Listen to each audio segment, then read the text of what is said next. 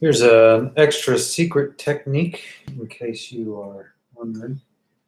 You just take some tape, put it on your clothes a couple of times. Just take some of that extra sticky off. It's not too bad. It doesn't hurt my health. Okay, let's see what kind of angle this does today. Hi, everybody. How's everyone going?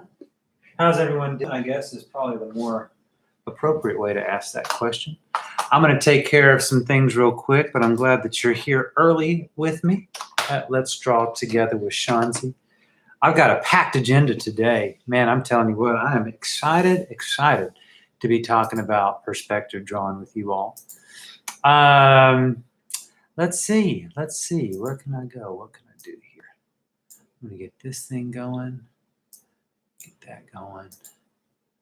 Let's see. I wonder if this thing would be able to handle this. I don't know. See, sometimes you just got to experiment a little bit and see what's going on. Let's see. More. And how do I do this? No, I don't want to do that. Yeah, I want to do that. Yeah. Oh, yeah. How do I go live? I want to do this. No. I need to figure out how to do this when I'm not on my channel. That's okay. I'll have to edit this out. If I give this is the editor, the director's edition. I'm getting hot in the kitchen, fresh out the new edition. Maybe it's freaking weekend. Isn't that the vision? I don't know how to do this. This is frustrating. Facebook, it should be easier than this, homie. I want to just be able to go live. Unless you have to, like, be famous already. But I don't know who Cities United is. So, good for them, though. They got 28 viewers. Dude, that's baller. That's more than I got. I got one, and it's me. That's all right. I do this for really the joy of it anyway. Oh. And let's see, where is Instagram on this device? There it is. Aha. There we go. Boop. Boop. Boop. Boop.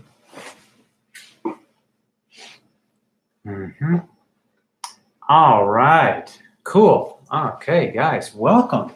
Hi. Aha. We are live, ready to go, ready to have a good time. I don't know what that is. That's not a song that I've ever sung or heard before, but you know what? That's just part of the fun of art and coming up with crazy stuff like this, like trying to make a drawing show for the internet so that people aren't, going crazy during coronavirus. Man, I can already sell just by looking at myself. I need a haircut. Wow, this is great. Okay, guys, well, welcome to episode 6, maybe 7 of Let's Draw Together with Shanzi. I'm so glad that you are here with me tonight. This has been a pretty neat day. It's been a beautiful day. Gosh, lots to be excited about. Probably like you, I have been in quarantine now for going on, 5 weeks. And boy, howdy, I tell you what, it's a tough adjustment. It's not easy not being able to see the people that you like and care about, on a daily basis. And, it takes some extra, soul development, maybe introspection, time to really just kind of figure out, what it is that we're doing with our lives. What's up, Max? What's up, homie? Glad you're here with me. Coronavirus has been kind of a crazy time. I started this channel really with the idea of teaching people how to draw, maybe give some entertainment, but really just as a way to hang out with people. Not feel like I'm so isolated in this quarantine. Not that I'm not like going to start a tear jerker or anything like that, but that's kind of the point. I like building community and I like having people around And, you know, I certainly like art. So I'm glad that you're here with me. Today, what we're going to go over is understanding 2-point perspective. So last week was all about 1-point perspective, where as the viewer, we're really looking at a singular point, an object at a singular point. So all of the vanishing points go toward that same destination. This week, we're going to talk about 2-point perspective.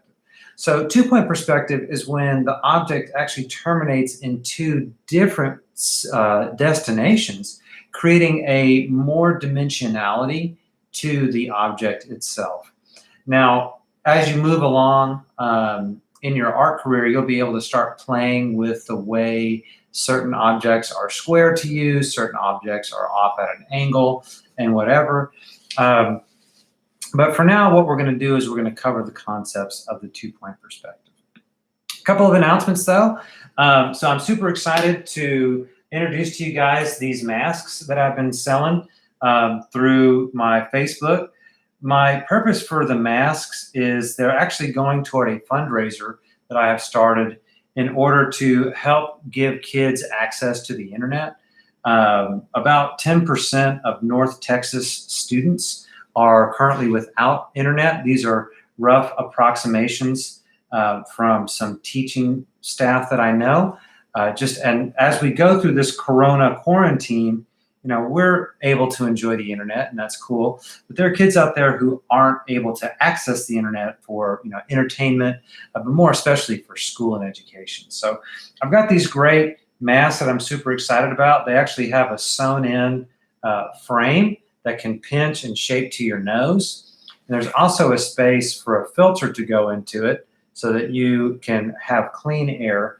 But my particular favorite part is that it's a double strap system that actually goes around your neck and on top of your head so that your ears won't hurt after about 10 seconds. You know, and so that's one of my favorite parts about it, is that I can just wrap it here. And then I just put it up here or back here, whatever, so what. And then there you go. It's nice. I don't have any stress on my ears. So that's what I like. If you want one of these masks, I'm asking for $15 for them. Proceeds do go to support North Texas students. If you don't want a mask, but you still want to support the cause, there will be a link in the description of this video.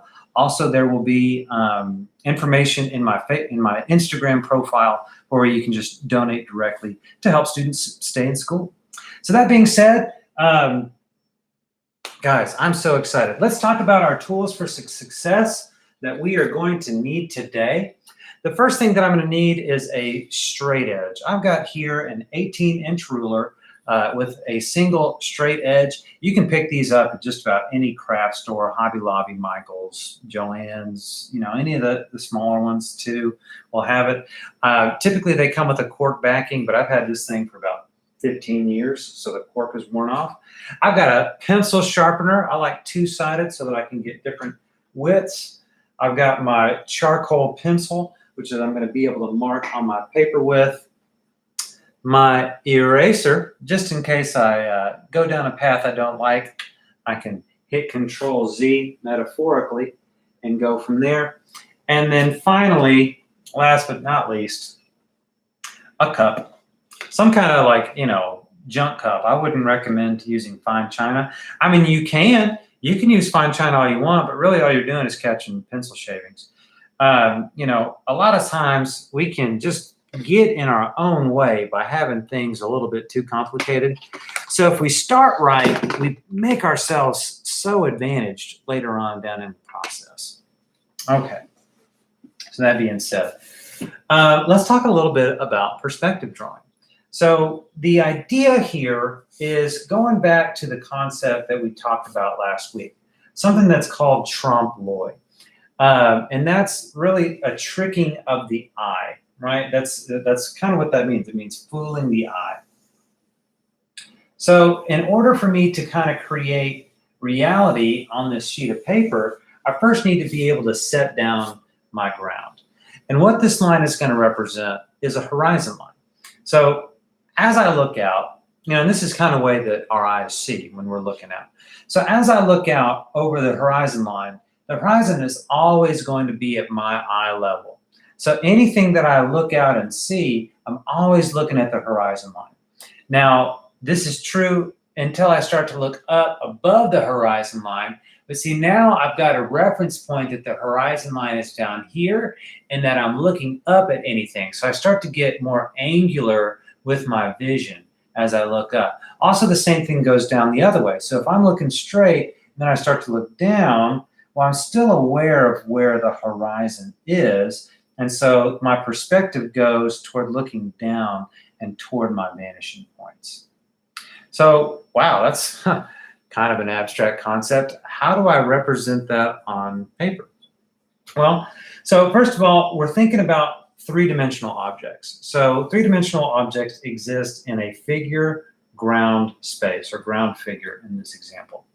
So let's see, let me do a couple of references here. I'm going to do a reference dot here, and let's see, oh, there we go. I'm going to do a reference dot right here, actually. This is a good spot for a reference dot. I can go as wide as I want. I almost thought about attaching a separate sheet of paper to one of these sides so that I could just even more extend it and show a more shallow angle. That way you would get a nice long effect, like it's like really coming up alongside you. But then I was like, I don't want to really wrestle paper at this point, so we'll just kind of see what happens. Okay. So I've got my two destination points, and what I'm going to do is I'm going to just kind of weight this object, whatever it is that I'm about to draw, closer to one side. Now I can do in the center, and that would mean I'm looking square at it, but I'm just going to weight it closer to one side, just so it's a little bit more interesting to look at. And I'm just going to draw the vertical. There we go. Cool. So I'm going to just show some example lines of how this is already going to start to unfold.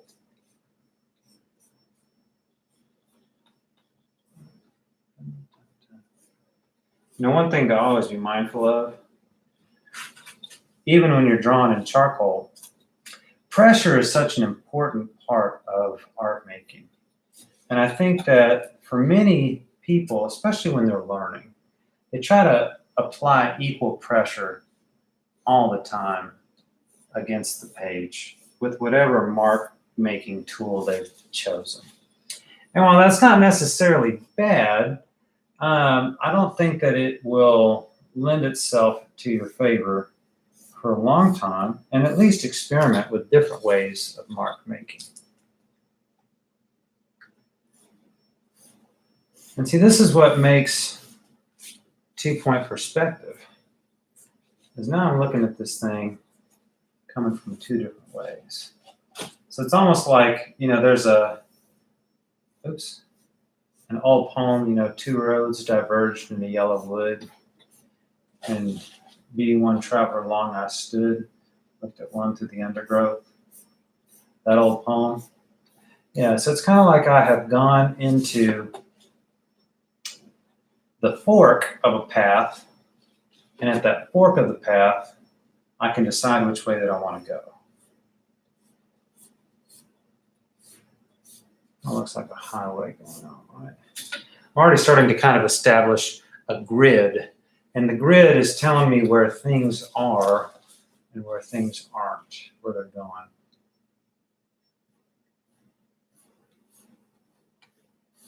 There we go. Yeah. Okay, cool. So this is kind of giving you an idea of how the perspective is changing and going back into space. So let's go ahead and start to create some solidity from this object. So from my point here, this is going to be the base, and this is going to be the top. What I'm going to do is I'm going to connect these 2 points, or at least I'm going to imagine that I'm connecting these 2 points. I just draw in here, and then doing a thick line. And I'm going to quit that line somewhere. I did that about, 7.5 centimeters. Get my measurements the same.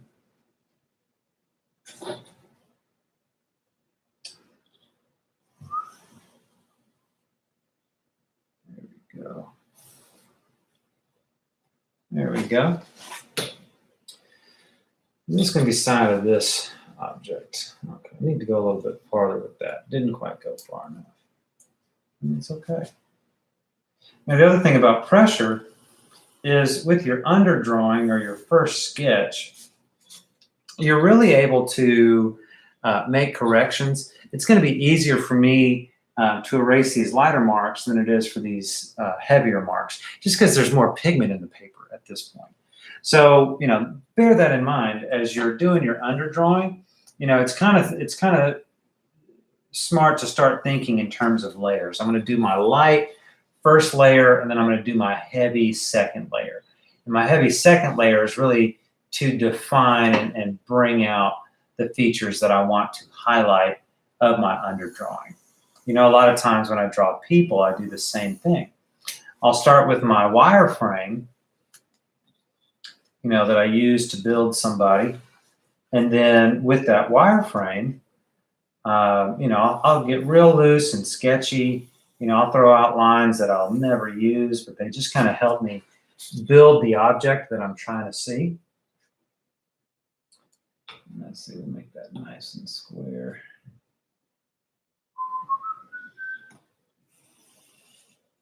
There we go.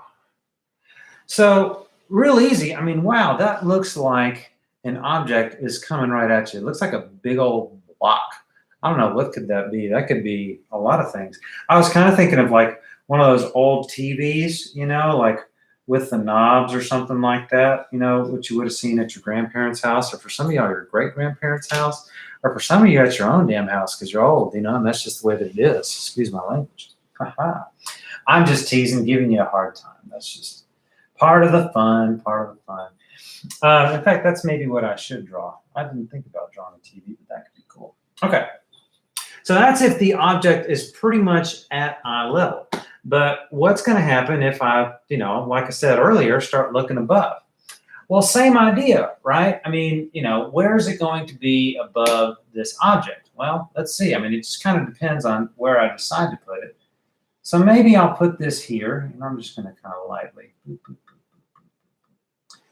Maybe I'm going to put this object up here, right? Okay. And then I'm going to make it wide enough to see. Okay, there we go. Okay, now, wait a minute. Can I do square like this? Yeah, I can do square. But what's going to happen? Well, I'll start to lose my dimensionality if I do that. If I go square, then the object is going to look more like it's not receding. It's going to look like it's oddly shaped. So to keep my consistency, what I'm going to do is go like this. And I'm going to connect my shapes more like that.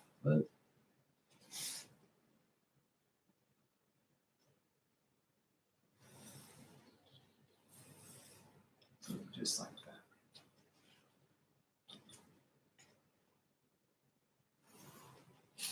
And now that looks more like I'm looking up at it.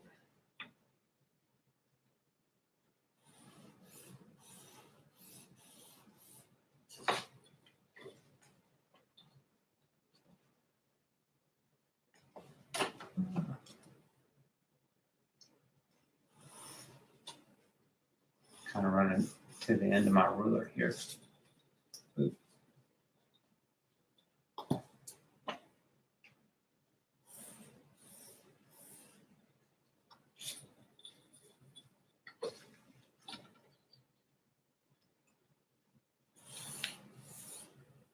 Just like that. And every once in a while you wind up at the side that is just so absolutely sheer like this. But next time you're out looking at some really tall buildings, get a focus point and see how your eye sees. It's pretty crazy.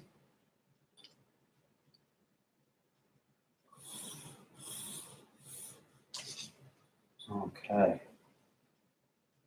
So now I've got a shape that's going like that. That's kind of crazy, kind of trippy. What's up, Courtney? How are you, my friend? Okay, so I got that.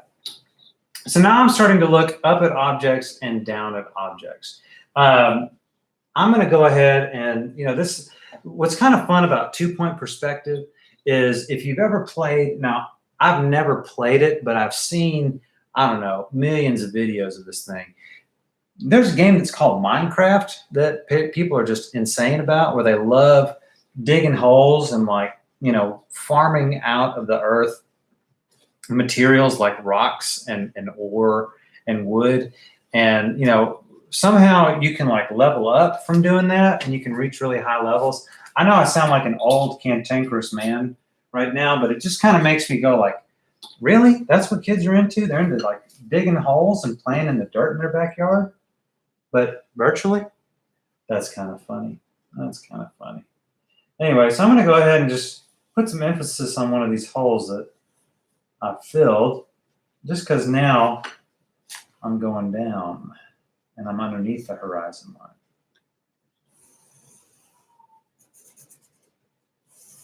Yep, there we go.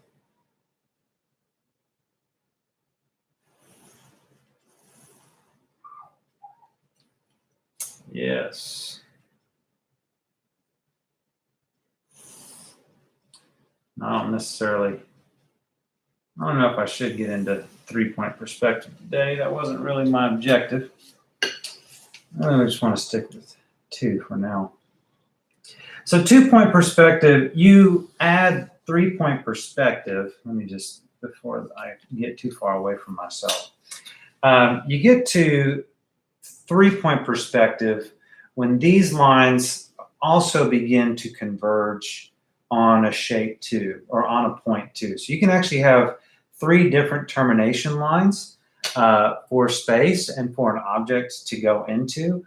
And it really just, you can start to create some very abstract imagery just by, using these simple tools, straight line, couple of dots, and then now I've been able to build, this dimension out of nowhere, and it's just kind of fun. Okay, so here's the thing to think about, though, in terms of adding things out. I'm going to add, let's just say, I was going to make this a television, but now I think what I'm going to do is turn it into some kind of briefcase, right? So I've got a handle that I'm going to try to draw off of here. So first of all, if I want everything to look square, right, and that's kind of the general idea, at least for now. Hold on. I've got, where's my tools for success? See, this is why I do this stuff here. Yep, that's right. Oh, look at that. And now I can resharpen this pencil. Yeah, I'm sure there's like a whole band of Zoomers, these little children that run around Fortnite dancing. God, man, I sound old, don't I? I'm cranky. Oh, am I going to be a cranky old man? Oh, yeah, I had a best friend growing up. His name is Quentin. And Quentin was a dear, precious friend to me growing up. And we would joke, man, it was our like inside joke how we would talk about being old men, cranky old men, and that kids would like lose their Frisbees or whatever. We assumed kids were still going to be playing outside. We didn't know, we knew about video games, we had video games. But I mean, we didn't know that like things were going to like change forever, right? With, Nintendo 64 and then PlayStation, and then you got Xbox coming out, and then before you know it, like childhood is no longer spent outside; it's spent inside with these games. And not that that's necessarily bad. I mean, that's what I did. I think about like how much time of my life did I sit behind a screen, and like what opportunities did I miss? Like not necessarily like work opportunities, but I mean experiential opportunities, right? I mean, going to a park, playing Frisbee, what skills did I miss? I mean, I could have been working on my kick flips because, at the time, nowadays kids want to be Twitch streamers or TikTok famous or something like that. But at the time, we didn't have that. We had Tony Hawk. And so the idea was, man, if you could get famous for skateboarding, man, you'd made it. I mean, that was the ticket. Like if you could do, I mean, I went to a couple of different high schools, but the first high school I went to, I met some really great people there. Small little town in northeast Arkansas. I mean, absolutely middle of nowhere. But you know what? You find some of the best people out there. And I had a good little group of friends growing up from out there, and they loved skateboarding. And I was decent, you know, I wasn't anything. We were all about the same level. But golly, when you could hit a kickflip, oh, wow. I mean, talk about that was the thing. Okay, so here's what I'm doing. The thing about 1-point perspective and 2-point perspective and even 3-point perspective really is you got to obey the rules that you start to set out. Now you can play with the rules, you know, where you're moving things around and like adding details and stuff like that. Like I added this handle here without really much effort. If I really, what I should have done is more moved it toward the middle. Now it looks like it's toward the front of the object. But even though it looks like it's at the front of the object, that's because the illusion that I've created is so compelling to my 2-point perspective that you can see, you know what, that, let's see, that, let's see, I'm going to just kind of eyeball this and say that this right here is probably the middle of that object. You see what I'm saying? You can come there from another way too. You can go. You can connect these 2 points here like this. This is a little secret. This is worth the price of admission. So if you're ever trying to draw something dimensional, let me see if I can do it this way. If you're ever trying to draw something dimensional and you want to find that center line, you can do it like this. Boop.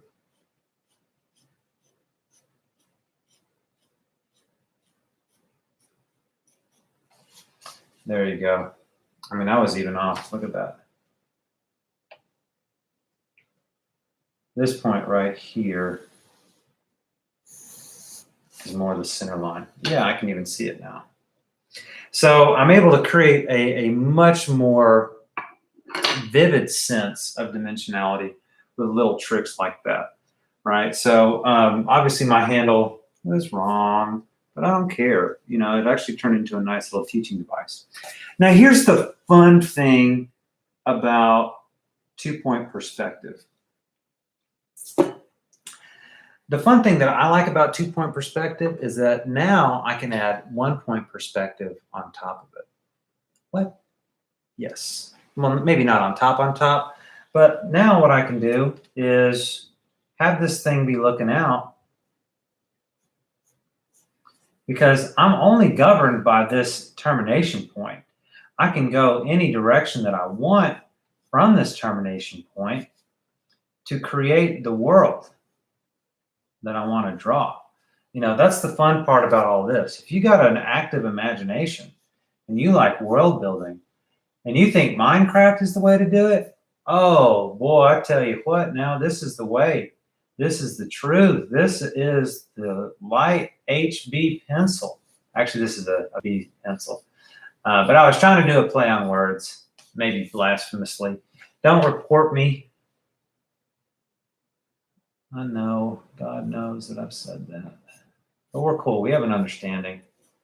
I like him and he likes me, and that's just the way things are going to be. All right, well, check it out. See, I can actually make this thing radiate out and go the other way. So instead of just having the line, you know, I mean, yeah, I can have 1-point perspective or 2-point perspective, and it can just stay this over here. But see, this is what's so fun about this stuff, man, is that now I can just, you know, let's see, I'm going to make another building in the background. Yeah, just like that. I'm going to put this bad boy right here.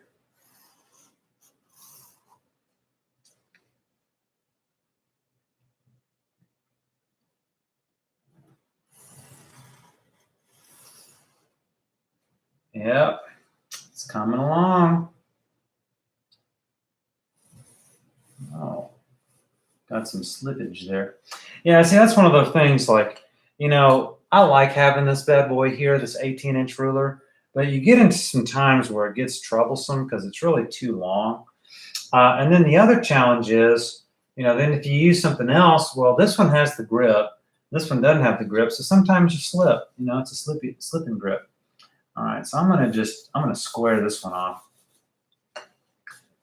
and I'm only looking at this from 1-point perspective. I don't have a 2-point going on over here, just one. There we go, just like that. Boom. Whoa, that's pretty cool. I like that. It's kind of nice. Don't look at the fire hazard behind me. I promise it's safe. I promise it's safe. I'm working on how to get my television set up so that I can have noise on in the background. I actually don't watch a lot of TV. I have a hard time watching TV. As you can tell, probably by listening to me and watching me, I'm pretty much always doing things. Pretty much always have like a pencil in my hand, or I'm like writing, or I've got some kind of something going on. I just like it. I just like being productive, having, putting an idea down. Ideas are also just so, I don't want to say this, temporal, illusory. I mean, not like that they don't exist, but effervescent, evanescent, just like the band. Take me out, wait, take me outside. Tired of being inside, save me from this quarantine. I want to go to the park right now. Hear a lark, sing loud. Yeah, okay, I'll stop. This is a drawing show, not a mid-aughts karaoke improv show. Although it could be, like if I need to pivot, you better believe it, I'll pivot. But, my preference is to teach you guys how to draw,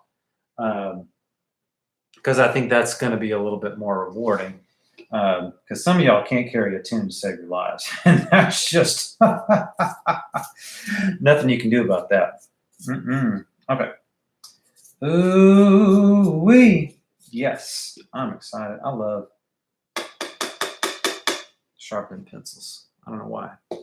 I love just making them pointy again.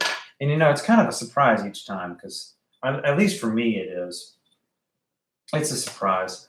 Okay, so now let's talk about, oh yeah, I'll do an object over here just for fun.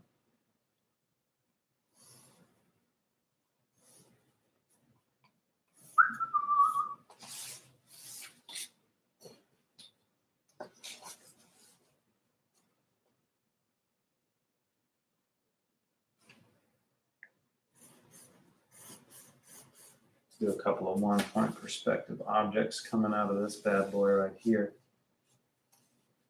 Okay, fine, be like that. The ruler does cause you to get creative with how you're going to hold it. I'm getting sit all over me though. One of my tools for success is generally a latex glove, but I like to wear those out to like public places like the grocery store, because you never know what's on what. And even if you sanitize stuff, I mean, that's kind of the way bugs work, Not to be paranoid and make you paranoid or whatever, but, be careful, dang it. Be safe, I think all this nonsense, I might lose a subscriber or two. I don't know how many subscribers I even have. I think I have 14. Yeehaw. Big channel right here. That's okay. I have fun with it. So I'm just glad you're here. I mean, I'll take one. That's all that matters. I think going back too soon is such a scary proposition to me. I really don't like the idea of doing that. And we have really too many people who are still at risk, who are doing things that, I just don't like the idea of going back this soon, or even, maybe in a week and a half, maybe 2 weeks, another 4. I mean, people have not been doing a good job with this quarantine. Okay, so what I'm doing is I'm inventing another box kind of on top of my current box just to now show how line and space start to inform the eye too. So realistically, you know, the marks on my page are all flat. They're all on the same level. But now I'm able to start creating the illusion of dimensionality because I've created the rule here that these objects have this side to it. You know, they're going to be square or whatever. And actually, let me do this. In this little what was I going to say? I'm not going to say Fortnite. It's not called Fortnite. It's called Minecraft. There we go.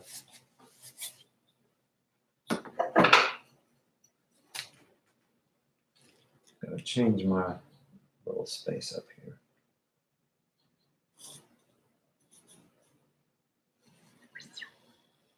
Yeah, just like that. Okay, and that looks now like it's got a little hole in there.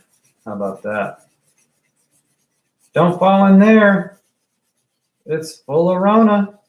Ha ha. Okay. It's not full of Rona. It's full of charcoal. All right. So now I've got an object up here, and I'm just going to start adding more dimensionality to it. So here's the thing of, you know, 1 point and 2 point perspective. Generally, the verticals are going to stay consistent, meaning that throughout the object, if things are going to stay square, all right, so now I'm going to go off this page here. I've drawn myself off the page, and that's okay. Generally, though, at least for me, this is my own artistic standard. You can have your own. So that's what's wonderful about art. Have your own artistic standard. But I generally like to have objects terminate on the page so that they don't go off the page. I like to plan ahead when I'm actually making a more formal drawing to show, you know, that I've actually thought about how things are going to terminate. And that way I wind up with a better design flow. You know, you got to think about the piece of art as an object of beauty as well. And so that, like, to me, I just think that that's not as yeah, thanks, Sean Ross. Yeah, just a little happy accident, right? Okay, so these are okay. So these shapes are all pretty easy. I think it's easy to say that because you know, they're straight lines more or less. Oh yeah, the visual consistency, right? So my verticals pretty much always stay the same. In 1 point perspective, my horizontals pretty much all stay the same, and my verticals pretty much all stay the same.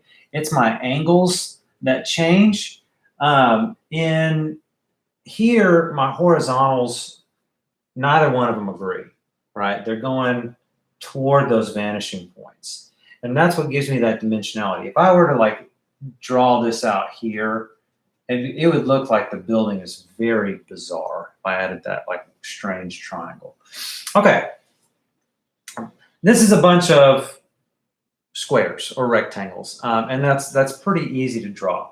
One of the best ones to do is one of these bad boys right here. A sphere. That's what I love about spheres is that pretty much there's spheres everywhere. You don't really have to do a lot for a sphere. But it does help if you keep things consistent, you know, pretty much with your illusion. So I'm referencing here to draw my how light might be going over this object, right? So that I can have a more believable sense of roundness. Okay, so there's that. But so a sphere has no sides, or at least a perfect sphere has no sides. So it doesn't really matter how you represent it. It's pretty nice. But what about like other round objects that have more of like a flat surface, like a cone or a cylinder. Well, so for that, now the technique needs to change. Spheres are pretty nice. I mean, if I'm just gonna, throw a shadow around here, just, and now it looks just like it's sitting right there. This is assuming light is coming down straight down here. If light's coming from over here, then I would agree with wherever the light source is, okay? So that's another important thing to keep your illusion going, is have your light sources agree, right? So if light is coming here and forward, then all my shadows need to be going toward, and you can even start to think about light as its own visual dimension to start casting shadows off of objects. Right? And you can get pretty dramatic with that. But you can even start to say, oh, wait a minute. There's an object right here. Make these shadows agree.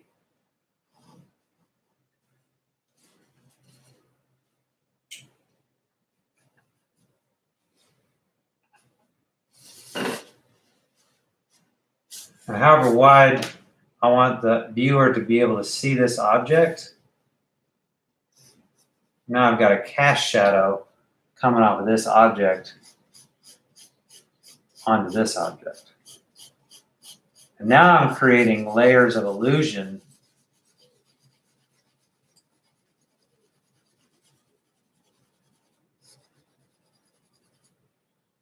just by having that. Now, I'm changing where my shadows are going. So, if I'm going to use this point as my reference, then, kind of the light needs to agree too. That's maybe a separate lesson. But just be using that in the back of your mind for how things go. Let's talk about cylinders or other round objects. So you got columns and you got tubes, right? So a column is where you've got essentially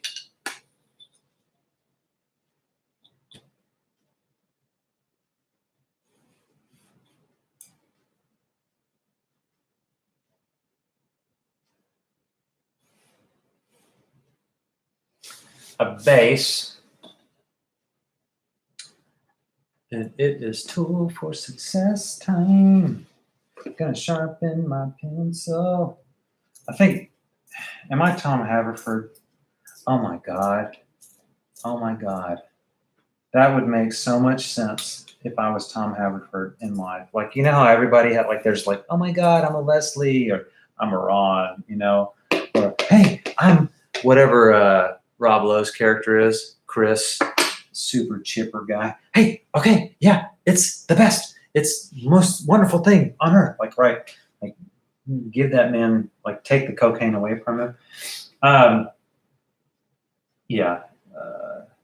If you know his name, just leave a comment, because it's going to haunt me from Parks and Rec. But maybe I'm Tom Haverford. Oh my God. That would just be so devastatingly awesome, because Aziz Ansari, I actually think he's really funny. He's pretty good. He's a funny one. Okay, so just like I used the same technique to find the center over here, I'm going to use that technique to find the center of my column here. So maybe it's a little bit lighter. Let me go a little bit darker here so it's easier for the camera to pick up. All right, so there we go. Bing, bang, boom. Okay, there we go. And I'm going to, unfortunately, this column is going to be right here, right by the horizon. Okay, so I pretty much have to build another square up here, right, to show where I'm trying to get to. So if I'm here and that's my top, I want getting lost in my line work. Yeah, okay.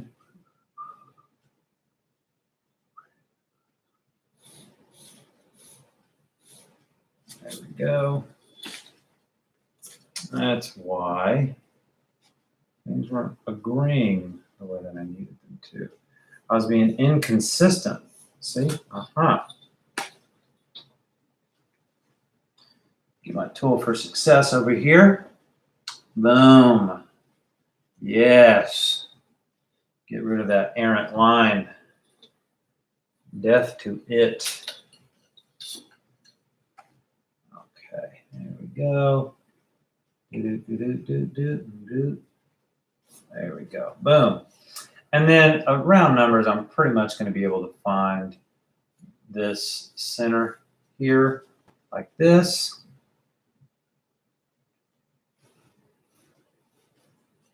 And like that. So I was a little off. That's okay. I can just reconnect. Boop. Now I've got the center of my column. So just like a circle though, where if I draw a circle, got to draw a square first. If I draw a circle, I'm going to have a center point, and then from that center point, my object is going to radiate out, right? So I can break it down into little itty bitty smaller squares. I'm going to have so much soot on my hand. Oh my gosh. Good thing I'm washing my hands on a regular basis because of coronavirus. Yeah, that's pretty good. So, you know, just like I'm drawing a circle here square, I started from my positive object. And what I'm doing, the positive object being this square here, right? And what I'm doing is I'm essentially carving out with line this new shape. So I'm creating negative space. And in the negative space, I'm carving out my object. And that's how I'm going to build the roundness of what it is that I'm trying to draw.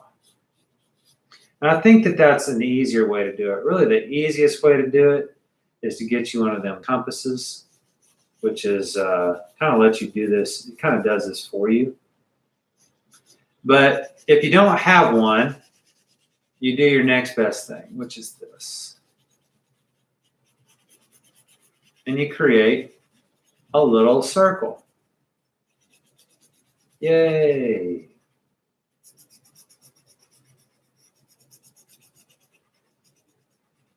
There you go. And so, I mean, is it perfect? No, but it's hand drawn.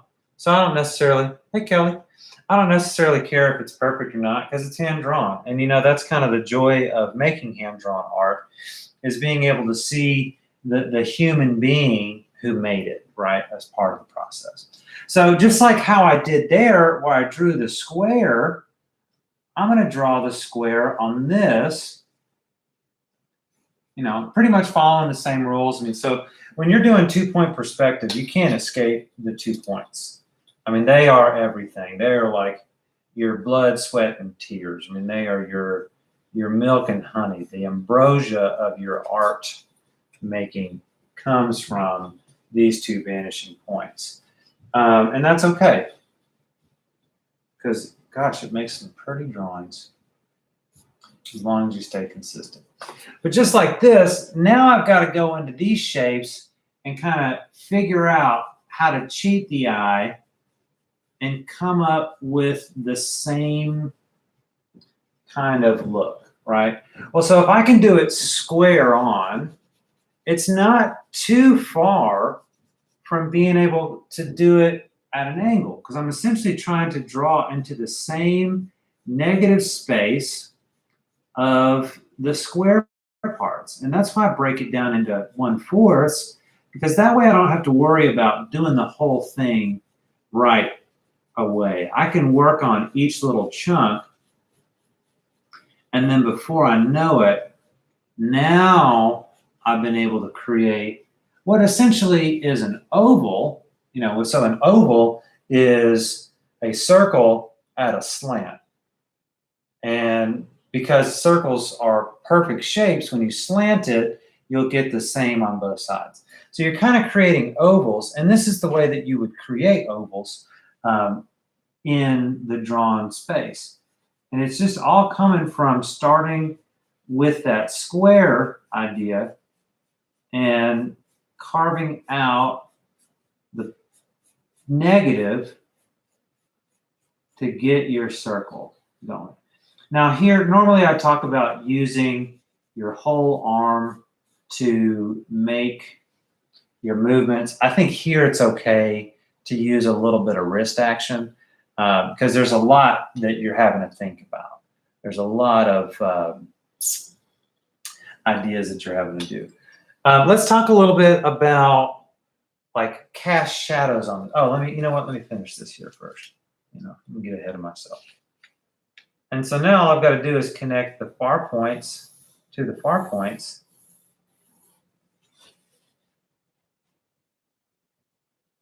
And I've essentially created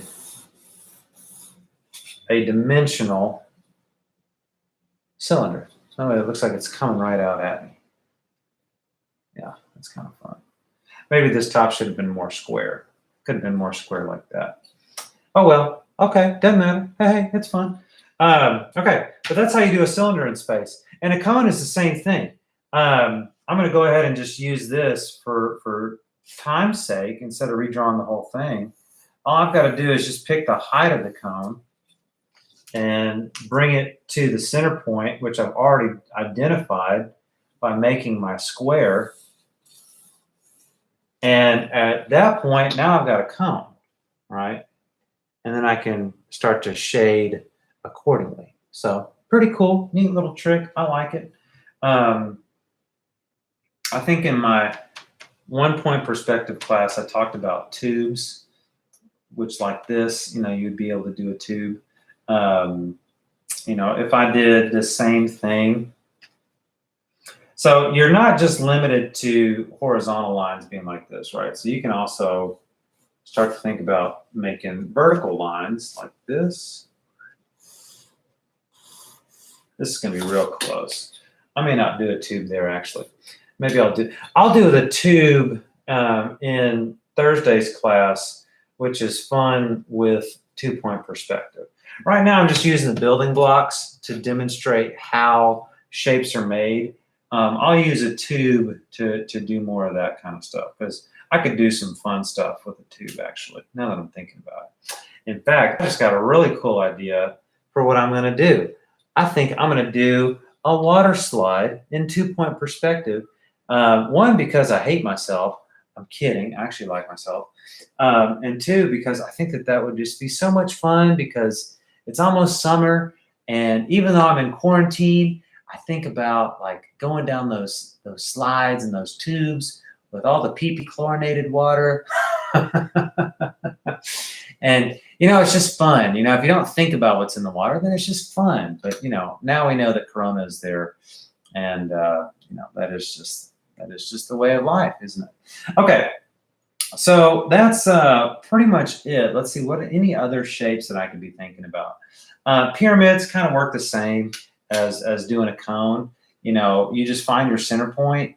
Let me do a clean one here just for grins. If I did a pyramid,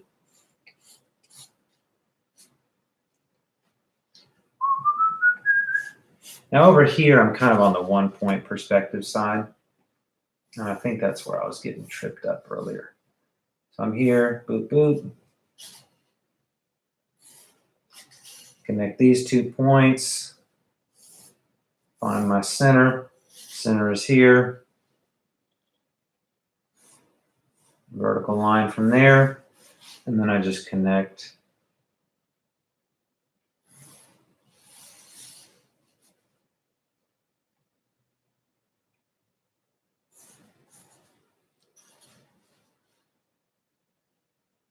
Oh, that is stretchy.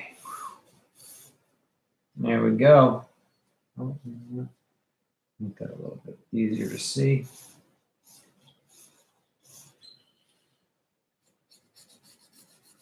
Get some shading here. Oh yeah. Calm down some of that confusing line work. When in doubt, just shade it out, Call it chiaroscuro.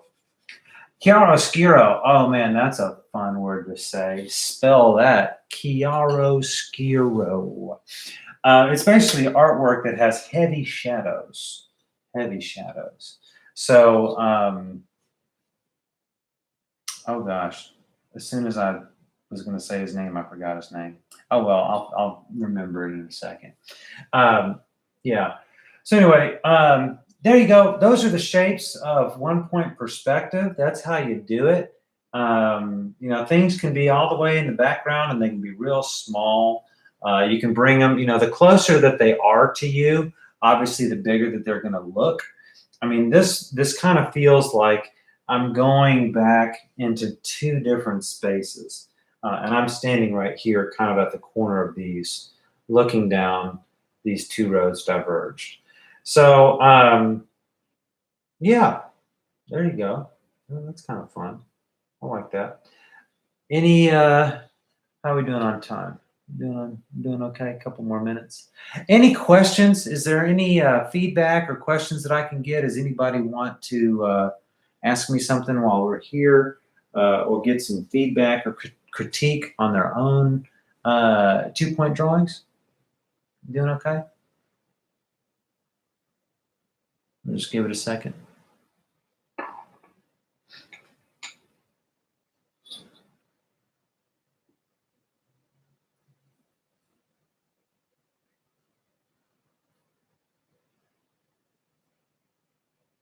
Reading a book about leadership, the Tao of leadership, and it talks about pausing and taking a quiet moment and just letting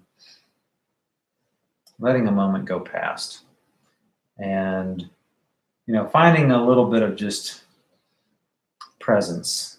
I think that as we go through this pandemic or this social distancing season, you know, it's easy to get defeated. It's easy to, you know, lose hope because it feels like forever. But I just challenge you to think about where you are in time. You know, don't be thinking about the future. Don't be thinking about the past. Just be in the moment. I mean, yeah, obviously you can be thinking about the future. And, you know, I'm a financial planner by day job. So my job is really to help people think about the future. But, you know, the future is an unknown quantity. And sometimes thinking about the future too much takes us away from the joy of the present moment. So, you know, just keeping that in mind. You know, art for me is a meditative place. You know, I'm able to have a lot of fun, a lot of joy just from being able to, you know, take these simple marks, put them down, and create a world. You know, and I can fill this world with anything that I want. You know, I mean, I made a giant suitcase here, so that means that these could be, you know, that could be like the top of a shoebox, or maybe it's a bookshelf, or who knows. I mean, I could even make this a television. That's the joy of this process. So anyway, that being said, thank you so much for joining me tonight, and learning how to draw 2-point perspective. Next time I'm going to just be freestyling on 2-point perspective, so we'll just be hanging out. I might come up with a couple more pointers, a couple more ideas that I didn't share with today's class. So just to wrap things up, I do have these fabric masks that are now available. They have come out of production. My hands are pretty sooty, so I'm not going to touch a clean one. But they're pretty nice. This is a mock-up one that I've been using for marketing purposes. But the finished ones have a sewn-in piece of wire here, which allows for clamping to the nose.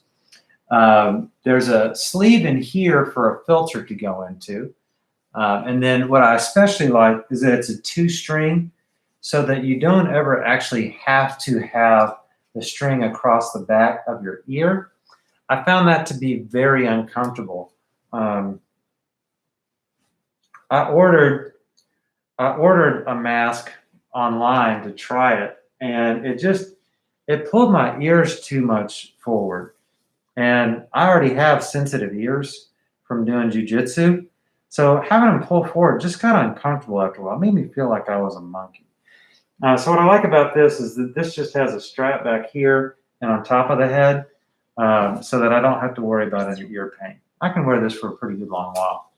You know, to the grocery store, to the window, to the wall. I don't know how movie theaters are going to come back. Maybe they'll mandate that we all have face masks to watch a scary movie or a romance or, you know, heck, anything. Maybe we'll just have to wear oxygen masks for the rest of our lives until coronavirus dies. Who knows? Kind of funny. Anyway, guys, I love you very much. Thank you for joining my class tonight. If you are following me on YouTube, be sure to hit that subscribe button so that you can get more videos.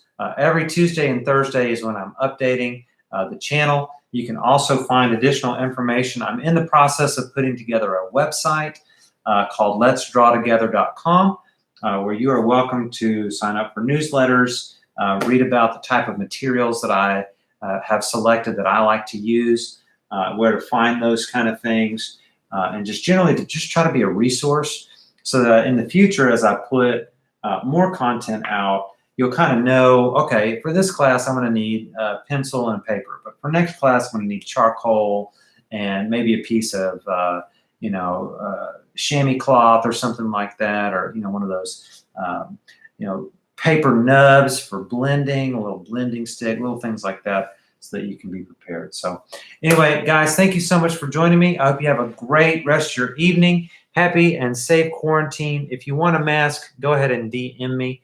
If you've already ordered yours, great. I am increasing the price to $15.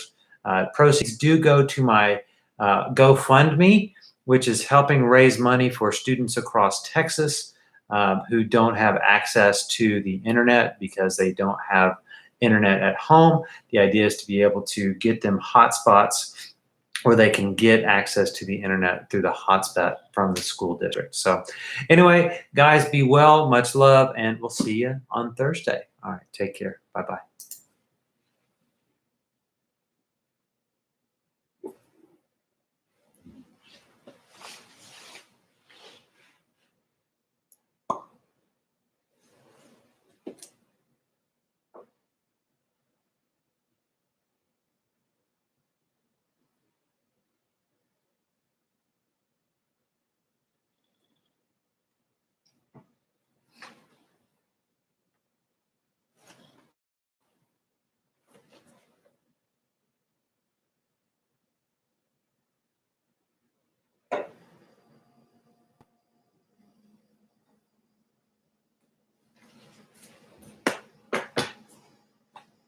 Oh, I thought that I had ended that.